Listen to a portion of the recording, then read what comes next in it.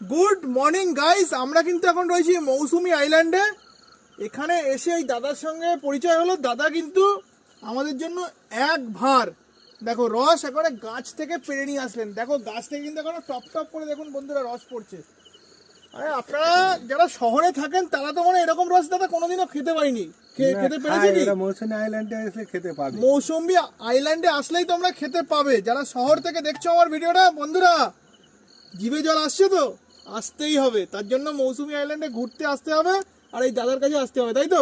একটু দাদা একটু ধরো তো দেখি, একটু ছাকবো দেখি। দেখো অর্ধেক কিন্তু ছাকা হয়ে গেছে আর বাদ বাকি অর্ধেক। দেখো আজকে আমি এই কাজটা নিজেই করছি। পিছনে নাও, পিছনে নাও। আচ্ছা দেখো দেখো দেখো রস দেখো, অর্ধেক অলরেডি হয়ে গেছে আর বাদ বাকিটা বাস বাস বাস। আচ্ছা এখানে দেখতে পাচ্ছি মৌমাছিও আসে নাকি? এই দেখো দেখতে পাচ্ছ রস খেতে কিন্তু মৌমাছিও আসে। আচ্ছা এবার